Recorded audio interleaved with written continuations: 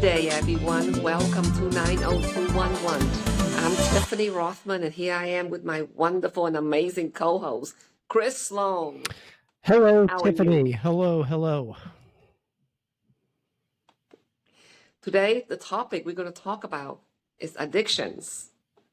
Do you know that addiction is a defense mechanism by an inability to deal with certain feelings to avoid feeling powerless?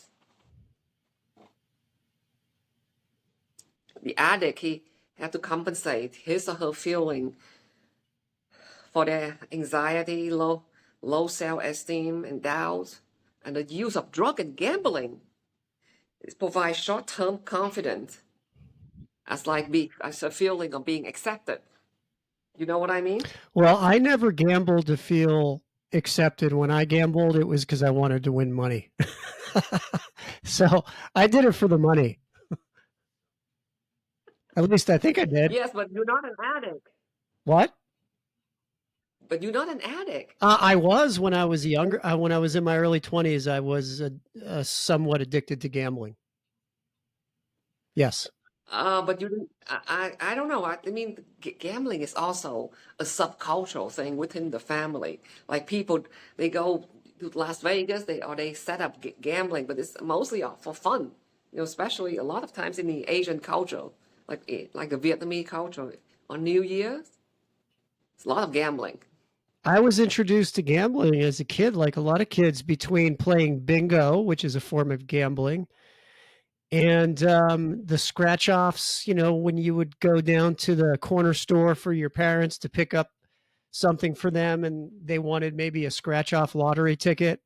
And then, I grew up watching the daily number being drawn, which is a form of gambling.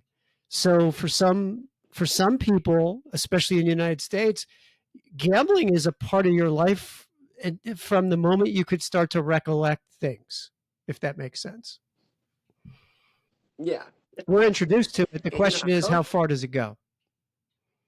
exactly, like according to psychodynamic of understanding addictions, they say the imaginary world of an addict provides feeling of complete control versus feeling of out of control, useless in the real world. I mean, that's that we're talking about addict, like the repeat behavior, like drug use or gambling online become to gain the relief in daily life and relieving short term. However, it become long terms and it becomes a way of soothing oneself. Like a baby soothe themselves with the pacifier. Yes, I mean it will pacify you for periods of time. The adrenaline that you get from gambling is a pacifier, that's for sure. There's a lot of adrenaline involved in the gambling aspect of it. It's those chemicals in your body start to shoot through your system and it creates an unbelievable high. I was fortunate enough to be in Blue Bloods in episode 1207. It was in back in November 19. That's when it aired, November 19, 2021, in the episode called USA Today. I played a mother of an adult son who had a gambling addictions. He lost like at least $20,000, and he ended up stealing from his modest income parents. And what happened was, I don't know, you saw that show or not? It's really, I don't know. really I don't know if I like saw that sad. episode, Tiffany. I did watch several seasons of Blue Bloods, and I'll have to go back and look at that one. Okay, so that one, what happened was I played the wife of the store owner, like a little supermarket. So we both owned that place, and then one day he got brutally hurt. Like it showed he was whacked over the head, and and the cops said, how much money you lose? How much money you lose?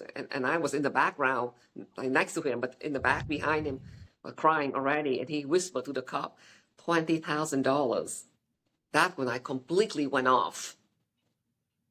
$20,000 cash. That's a lot of money for a youngster, for a Right, young but adult. but in that show, I don't speak English. I can understand English, but I don't speak English. So, he doesn't want to speak in front of the cop because the cops were there and he know I can understand. And then somehow the second scene it showed the cops come back, and that time I already knew who did it. So I started fighting with him. I said, tell him who did it. Tell him. You know who did it. Why are you being so stubborn? Because the whole thing was very distressed to me because I worked it very hard to save up that kind of money. He left the money there on purpose because he knew he wanted to trap his son. The dark sides of gambling, much like drugs, is where people then begin to steal money from people they know to keep up the addiction. Mm-hmm. You know, you have the inner struggle of the individual, and then there's the external struggle, which involves people they know many, many times. That's where it really starts to get pretty dicey when you're dealing with parents and friends, relatives that are affected by your disorder. Really horrible. But in the past, like the gambling theory, they never really did research on it up to until like 1900. But let's say something like the brief addiction sign information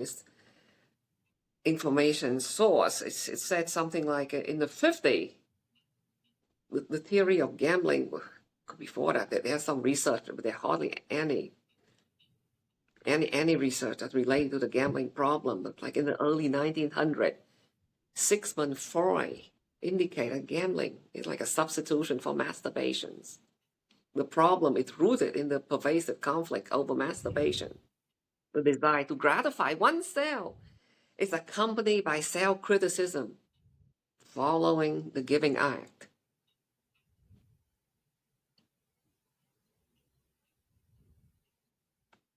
Once again, Sigmund Freud comes up. He was discussed in several episodes ago that we had. And boy, I'll tell you, if he can get royalties on a lot of his theories, well, he's not alive, but his family somehow might get some of that. But mental, emotional challenges create a stimuli inside. Yes, but a lot of modern psychoanalysts, they're not crazy about Freud. Because he's he's very new at that time, and he's very, very rigid. He more like explain than exploit. But anyway, back and then in the 1920s, we have other psychoanalysts like Ernest Simmel. He felt that gamblers started to regulate the anal state of his or her development. So they're like the characteristic that derive from trying to apply to mechanism of returning to early infantile deprivations, like the narcissistic supply. And the early gambler felt it was denial, like such as food, love, comfort, and attention.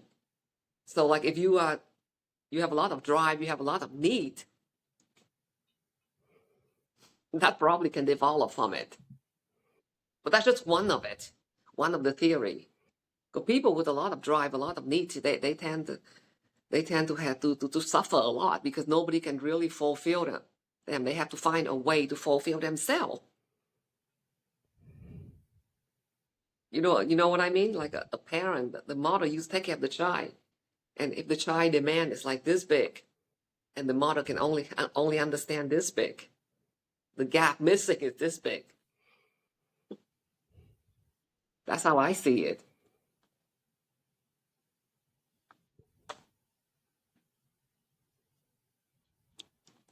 What do you think? Well, I think, I lived it. When I was in college and in my early 20s, I gambled a lot.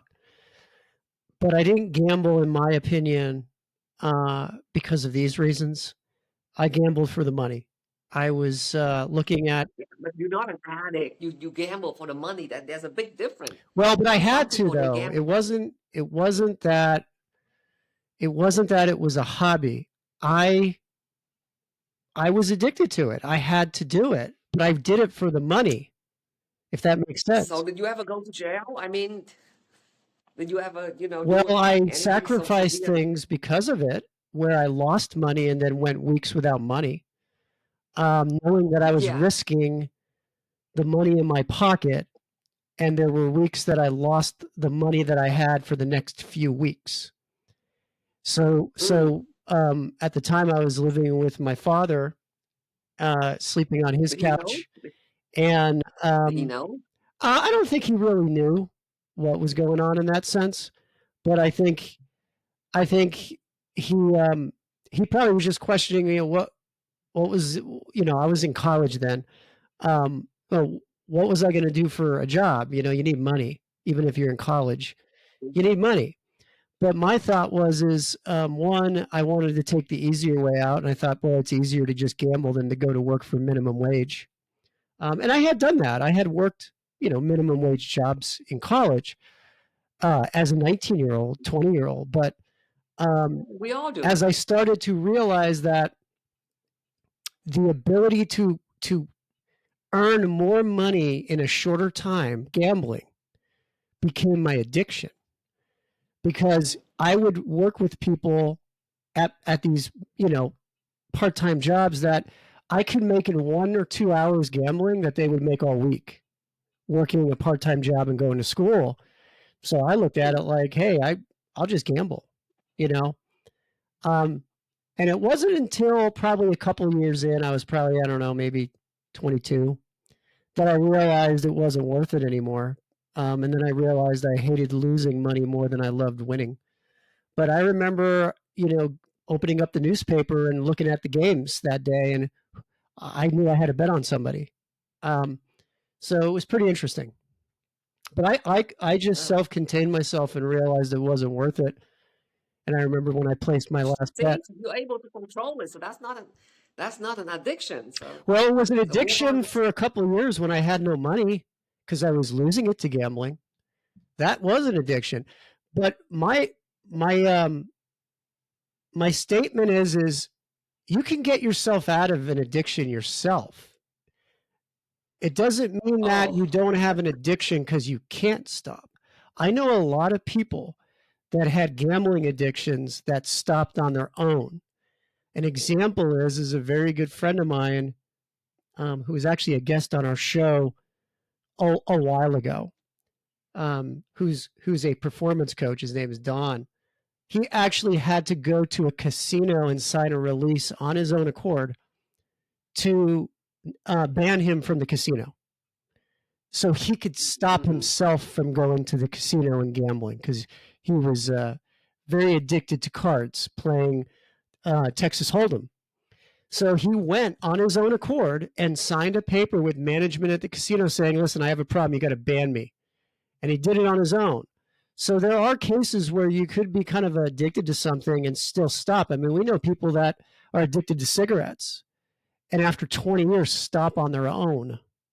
So I don't think you always have to go to willpower. the ground and go to the floor and be unemployed or lose everything or steal.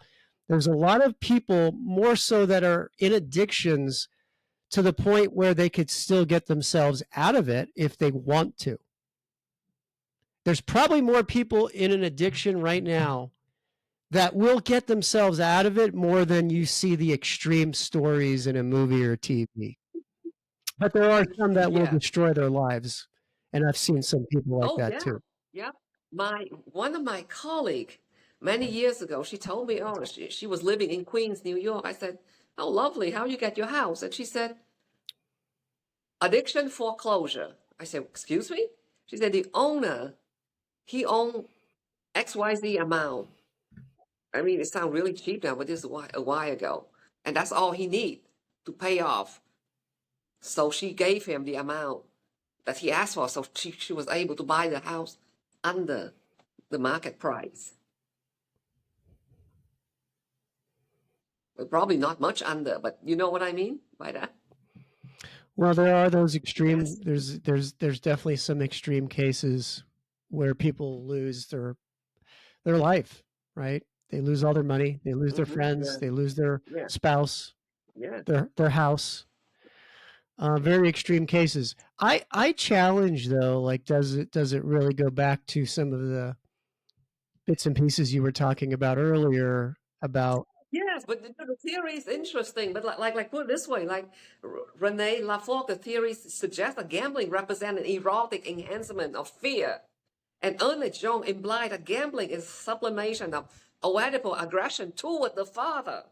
I mean, you were living with your father at the time. Yeah. Maybe Yeah. unconsciously, you might have some aggression toward him, and you don't know it. And then, Edmund Burglar, he found that the unconscious aggression and self-punishment established a cycle of so the gambler has the unconscious wish to lose, regardless outwardly they express the gratitude. Well, I never And we felt know, like I was self-punishing myself. I felt like I was rewarding myself doing it. I felt like, and then another thing like Theodore Reck, this is 1950, indicated gamblers seek the answer to questions that surround masturbation, such as, will I be punished for or forgiven for my wrongdoing? And this is go real back to the unconscious. I mean, they're talking about people, the gambler that destroy their lives. You know what I mean? Like your lives wasn't destroyed. You just lose some money. See, a lot of people do that when we were young, like shopping addictions. Some of us, in school and college, like shop and buy a lot of clothes, and we own credit card, and it takes us a while to pay back. Well, that's also an addiction, but it's not a severe one. We're able to pay it back. But I'm talking about addiction that you have to steal, you have to sell your house. In a way, I think all of us, we all have addiction one way or another, but we are aware of it, and we like restrain ourselves. Like, well, what about addiction to other things too? Shopping is another well, one. yeah, of course. Every Gambling. every addiction has a opportunity cost, right? What's the opportunity for the addiction at what cost? And Yeah. shopping and gambling could be looked at differently, but at the end of the day, you're spending money shopping, you're spending money gambling, and then you could be the shopper that shops so much you spend all your money, max out all your credit cards, and then you're a hoarder as well, and you have all this stuff that you buy in your house, and we've seen that on some of these reality shows where you have people that are hoarders, but to hoard stuff means you have to buy stuff, right? So you're also, an addictive shopper, to the point where you can't even fit anything in your house. So there's an opportunity cost to everything we do in life, and yeah, I think almost anything we can do could become an addiction in some form or another. I know professionals that they work long hours. They're addicted to work to the point where they work longer than they spend time with their families. That's an addiction. Yes, yes, and that can ruin your family too. Absolutely. I Because mean, you know, they're like, oh, how come you ever hear people say, how come you get divorced? Oh, the only thing wrong with him or her is he or she works too much. absolutely. Well, anyway, the theory over time changed like that. Gambling is substitution for masturbation, and in the modern theory of addiction, that sometimes the self-medication hypothesis. Self-medication hypothesis also derived from psychoanalysis. It suggests that, substance abuse can take place to impair the defense mechanism. And also focus on the two theory differ. And they have a common link in viewing gambling as a substitute for shortcomings in other aspects of functioning.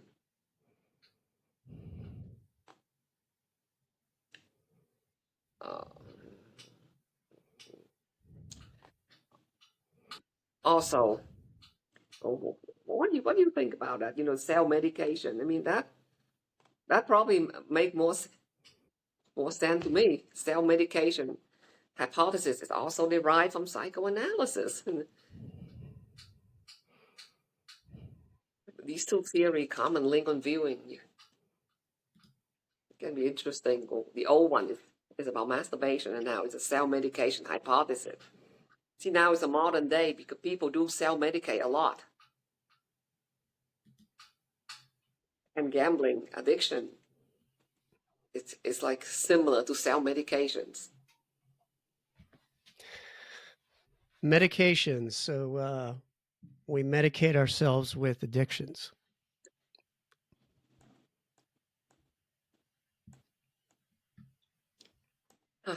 some people, they have all the addiction to like a addiction to being with more than one partner. Somebody told me that, oh, I she she she's quite a lovely lady. She said, I was going out with somebody who's married. He also have me a mistress and a girlfriend. So that she know of. So he's with 4 different women at the same time. That's another form of an addiction. It's not gambling Yeah.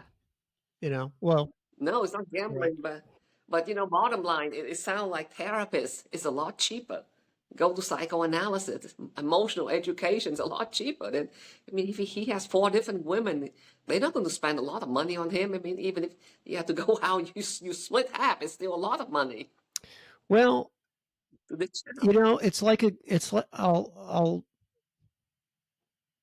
look at this like a good cigarette. It might be cheaper over time to go through a therapist and stop smoking than smoking cartons of cigarettes for decades. But it's the what you get out of that, like there's nothing like a great cigarette, right? There's nothing like a great bet if you're a gambler. It's like, they want that feeling and they want that high. And sometimes that's actually to them worth more than the money itself. That's why it's an addiction. It's worth more than what you're giving up you feel you're getting a deal. Does that make sense? You Yeah. think you're getting the best deal even though you're on paper you're not, right? You're giving everything up for this short-term feeling, but at the moment that cigarette tastes so good, right? Or placing that bet feels so good that you believe that that is worth more than this money. That's what I'm going to get out of this is nothing. That's more than the money I'm paying. I'm getting a bargain. Short term, right? Very short term. Um, we talk a lot about and compare and contrast what's going on in today's society, and I'm the one that brings it up a lot because it really makes me think. We have all these gambling apps now on our phones, so I always talk about how social media has changed people's lives. Where in some of the previous episodes, our subject matter. We talked about things and how society reacts now with the internet and social media, where you're living your life in front of people. All these apps now, all these gaming apps, all the commercials you see for gaming now during sporting events, the Super Bowl, the World Series, I can only imagine how much more addiction now is being driven through the ability now to have more access to gambling more than ever. I think it's frightening. Yes, it is. I saw all those app on and especially if they have to pay money for it. I saw the app on Mahjong because see my family, everybody know, most people know how to play Mahjong and I don't. And I want to be more familiarized with it for movie and film because I asked my mother, teach me how to do this, teach me how to do Mahjong. And she said, why you want to learn it now? I said, in case I have to do some kind of film because in looking Crazy Rich Asian, there's a play that all they do is play Mahjong. I mean, it's not really for money, it's for fake money, not real money. That way they cannot be addicted to it. Or they can, but it's not going to do anything to them. You know what I mean? Absolutely.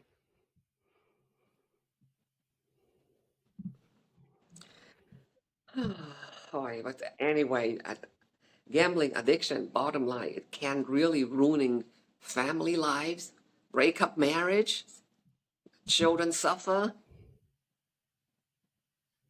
losing homes, house. It's better to catch it before it's gone too late. Very devastating. They could- Very devastating for some And, people. by- and by the way, if you are banned from a casino, you can still go in and That's gamble, right. believe it or You not. can. And guess what? If you lose, they don't care. But if you win, Watch out. You're not going to be able to take the money. Well, it's a business on their end. On your end, it's an addiction. On their end, it's a business. And their business Yeah. is addiction. Yes. They make money out of addiction. Here's the thing to think about. Well, anyway, Is it addiction? I mean, what's wrong with an addiction that you could afford? How about that? So you have the people that can't afford their addiction. How about the people that could afford to spend $5,000 a week gambling because they have the money? then that's different. And that's just like a regular gamble. That's social gamble.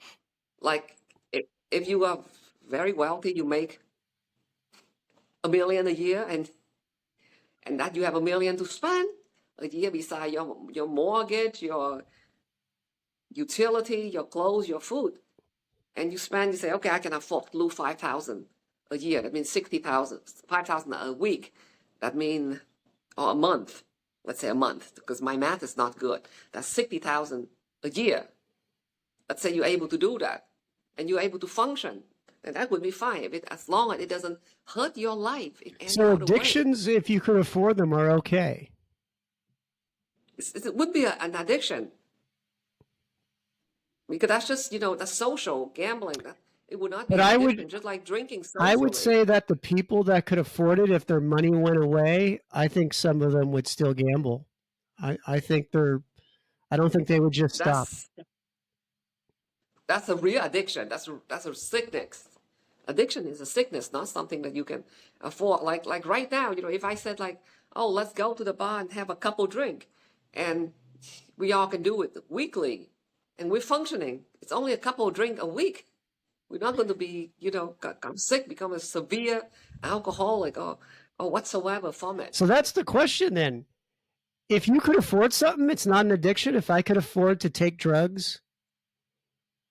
But if you can refrain yourself, like this is the boundary. If you have the boundary. But how do we know where the boundary is? Because most of the time what stops people's addictions is the financial problem. But look at all of the rock stars from the 80s and the 70s that got addicted to drugs. They had the money.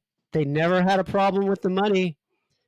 They still went on stage and performed, and they made a lot of money, and they still did drugs. Some of them till they died. But they still were able to afford it, right? So that's the fine line then. The people that could afford it, maybe they're even more addicted than they even know. Usually, people associate with addiction with something that can ruin your financial situations. Because, they get addicted to things and they like gamble it away. Like, if you do this, you do that, I will give you my house. They would make stupid bet like that, and they lose their house. Oh, but did you want to hear something that funny but sad? When I was doing my thesis on domestic violence, and somehow certain things come out on the international laws for domestic violence, say like, you are not allowed to give your wife away or trade your wife away for the week if you lose a bet or you lose a gambling game. So turn out in the old days, in certain country, they're allowed to do that. Say, oh, if I lose this game, you can have my wife for a week. So that would pay the debt. Yeah. And it became illegal because those women, they're not going to tolerate it. Well, not only that, yeah, it's almost like slavery then. Yes. But this is a while back in certain countries, they do that. And why I was doing that, right? I thought it was pretty funny because now if you talk about it, it's like comical. But not when it was happening, I'm sure, but when you talk about it. And I was in neither a library or something when I was doing that with all the people around. And one of the young men, I showed him, I said, check this out. And he read that, he started to laugh. So you cannot give your wife away for a week just because you lose your gambling debt. That is not good. It was illegal now. But anyway, so gambling, enough of that gambling. Should I invite the audience to the Instant Awakening? Well, let's talk about some gambling movies. Oh, you want to talk about some gambling movie? Yes, I do that. Let's talk about Right. some historic gambling movie. I think the one historic gambling movie that I call it historic because it had two parts. It was there was an original of the two movies, and it starred Paul Newman, and he played a pool player by the name of Fast Eddie Felson. And then the movie Okay, was which one? made Which into movie a is that? the movie was then made into a sequel in 1986 called The Color of Money, and Paul Newman wins the Academy Award. Yep. So what's the first one again? So the first one was, I believe, The Gambler. The Gambler. Yeah.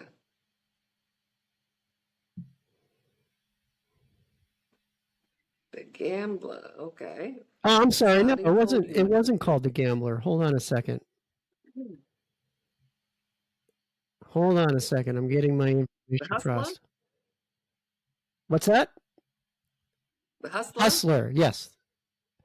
I Yeah, was the thinking of Hustler. another gambling Yeah. movie called The Gambler. No, it was The Hustler, and that's with Paul Newman and uh, Piper Laurie, if you remember Piper Laurie. And then, of course, George C. Scott and Jackie Gleason. What a cast.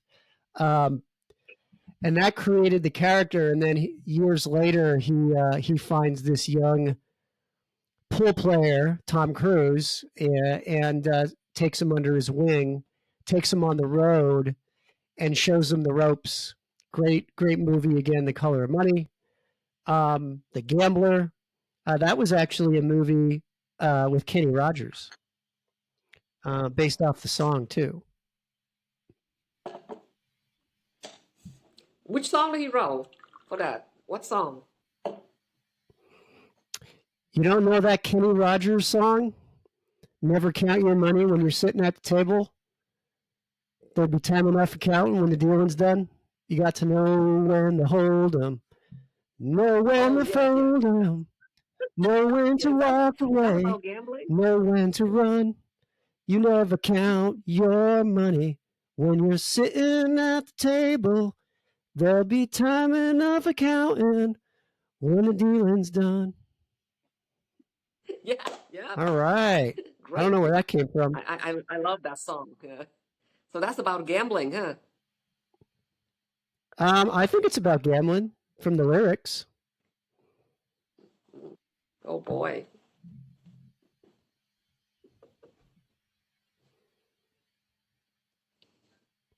Hustler and then The Color of Money.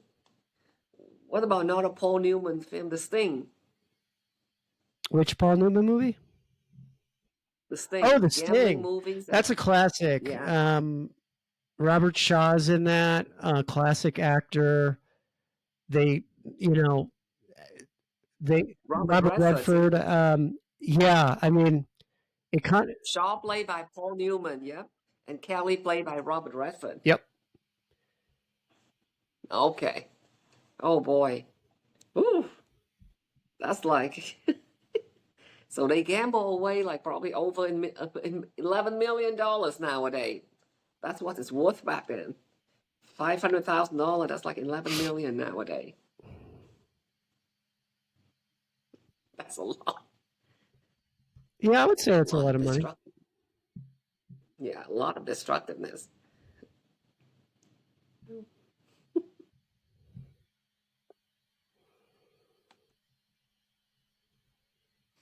Hmm.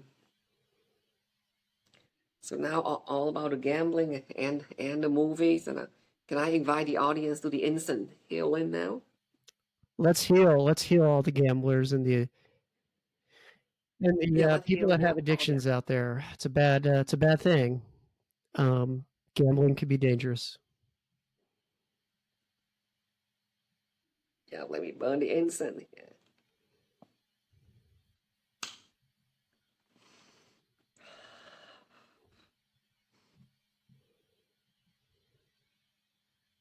The fragrance of this incense invite the awakening mind to be present with us now. the fragrance of this incense fill our practice center, protects and guards our mind from all wrong thinking.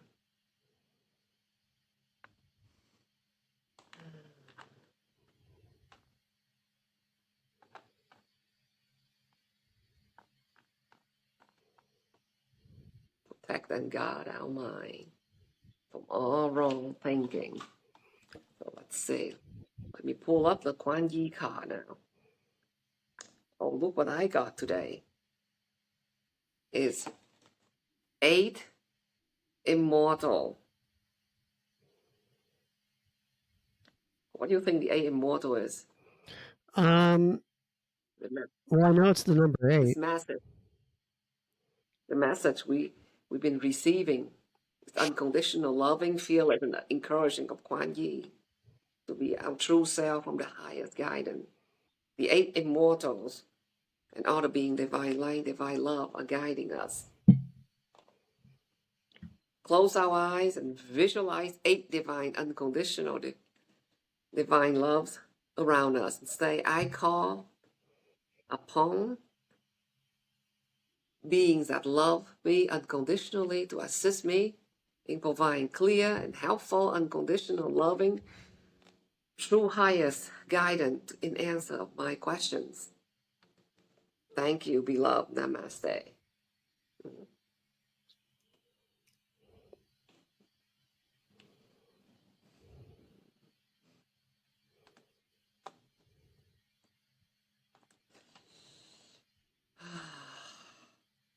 Now, would you like to discuss about some insults from before the era from an era before the 4-letter words? Yeah, I'm going to go back to some that we talked about a while ago for those that maybe have not heard it. Here's one. He had delusions of adequacy. Walter Kerr. Here's another one. Let's do this one. Let's see here. I don't know if I mentioned this one last episode or the episode previous. He has all the virtues I dislike and none of the vices I admire. Speaking of vices, that's kind of good for this episode with addiction, but he has all the virtues I dislike and none of the vices I admire. Winston Churchill. Sometimes it's not an addiction, it's just a vice. I have a lot of vices probably. I have never killed a man, but I have read many obituaries with great pleasure. How about that one? Clarence Darrow. Ooh, That's me. that is mean. Reading somebody's obituary with pleasure.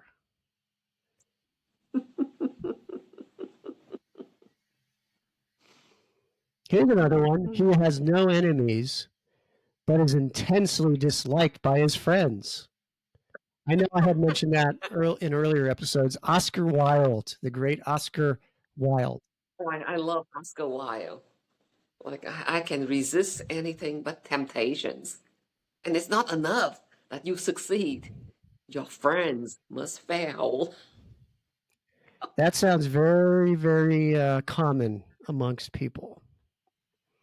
That's terrible. It is. It's Well, not enough that you sometimes succeed. people can be Your pretty. friends must fail. Yeah, absolutely. We get pleasure in people failing. God.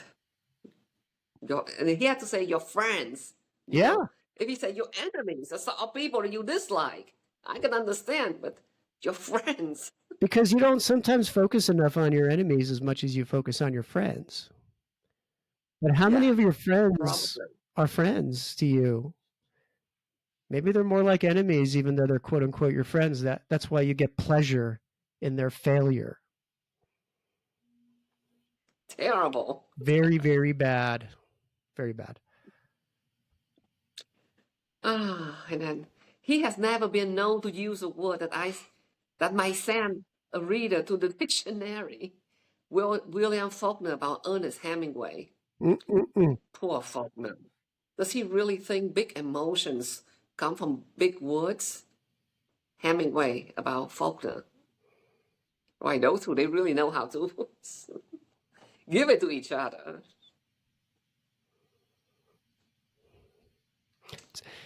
Well, And I know we're talking about gambling today, but I think the number one addiction now in society is social media addiction.